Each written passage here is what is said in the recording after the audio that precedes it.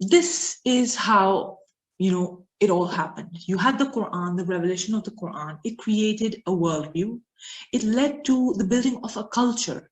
And then all of that projected in different areas, secular areas, what we would call trade, industry, social structure, gender relations, healthcare. Even like, for example, today, if we were to say we have a dominant civilization, which is Western, it's a secular civilization. Their secular values govern most of what, is happening in the world.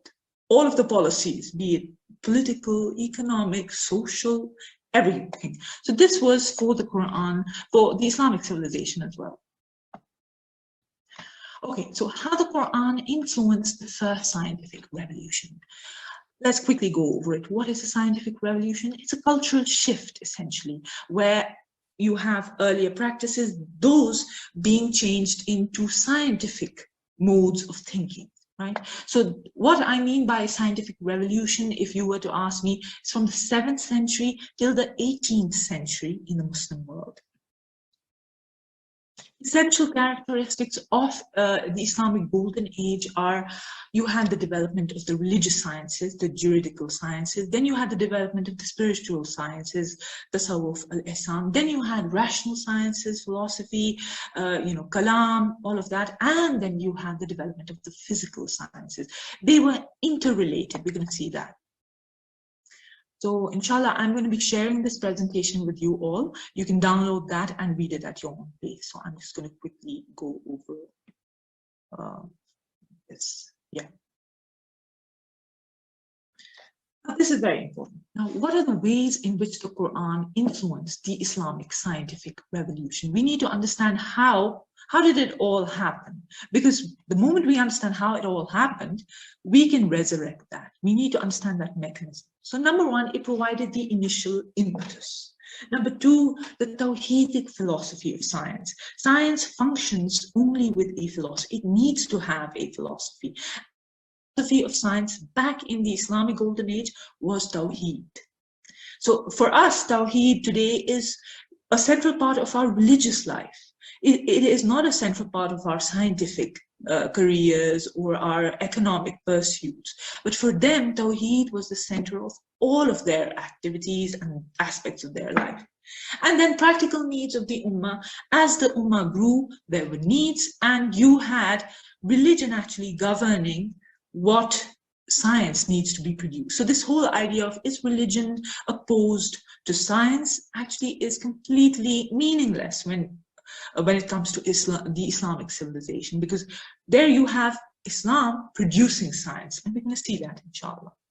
So how did it provide the initial impetus? We know that, we've read in the Quran, there's not a page in the Quran that doesn't, that doesn't have this repeated call to observe nature, to seek knowledge. And when you have a book like that, you will inevitably have an intellectual revolution in that community. So this demand of producing burhan, clear evidences, this created what we call the scientific spirit, the search for objective knowledge. Okay, so then you had even challenges that were posed by other communities, which led to philosophical reasoning. You have people who are challenging your faith. You need to rationalize your faith. That means you need to develop tools of logic, of philosophy. Now, inductive method is the core feature of how we conduct scientific research today. That inductive method was, it was used, it's still used in fiqh, and it was at that time also used in fiqh, and it was, you could say a Muslim contribution towards the building of science. It was popularized by Muslims, and we're going to see that in this beautiful quote by Dr. Muhammad Iqbal, where he says that consider the lost links which relate our past to our future. One such link is the inductive method, which has been applied to modern sciences. It is a blessing bestowed to the world by the Holy Quran. Now, this is completely, one will be taken aback. An inductive method, a core, characteristic of physical science being a blessing bestowed to the world by the Holy Quran. And then we see the results of the fruits of the inductive method in today's science. So to understand this, the basic argument here is that all branches of knowledge evolved in the same intellectual milieu, and the overall Islamic Quranic worldview. You had the Quranic worldview, and everything is being developed within that. Like Muzaffar Iqbal, he puts it very well, religious sciences provided the intellectual context and some elements of the methodology that was later on used by natural sciences. Key elements of this methodology were, number one, uncompromising adherence to truth and objectivity, respect for corroborated empirical evidence, an eye for detail, refined taste for proper categorization, classification of data.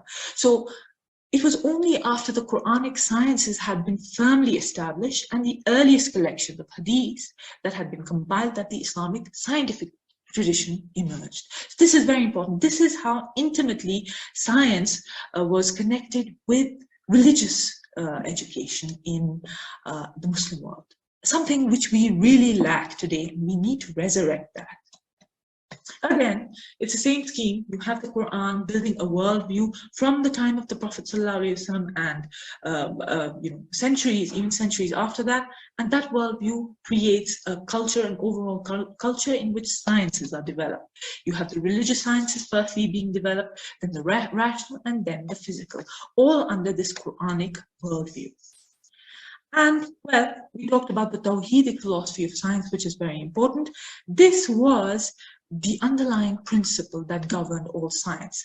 The idea was simple, that there is one cause and one ultimate reality behind all of physical existence, and that is Allah subhanahu wa ta'ala. So even when we give scientific explanation, like this is a scientific explanation for why we have thunder or why we have lightning, but at the back of one's mind and the principle that on which everything rests is that it is by the will and the power of Allah subhanahu wa ta'ala. This is something which is absolutely lacking in today's science because it's secular science, and this is something which is the core reason for people turning away from faith, why evolution is a problem, why science leads to atheism, because of this philosophy of naturalism. So Dr. Osman Bakr discusses it well. He says, in Islam, religious consciousness of Tawheed is a source of scientific spirit in all domains of knowledge. Consequently, Islamic intellectual tradition does not entertain the idea of natural sciences alone as being scientific or as being more scientific than the other sciences. So now we have this idea that only, physics, chemistry, biology are science. Everything else is outside science. But in the Islamic world, all was knowledge, which was all knowledge was connected to each other because all knowledge came from one source, which is Al-Alim, that is Allah subhanahu wa ta'ala. And then you had, let's name a few people who were instrumental in bringing about the scientific revolution. Ibn al-Haytham, Jabir bin Hayyan, these were religious scholars. They were educated in Islamic religious sciences, and they were the founders of the scientific method, essentially.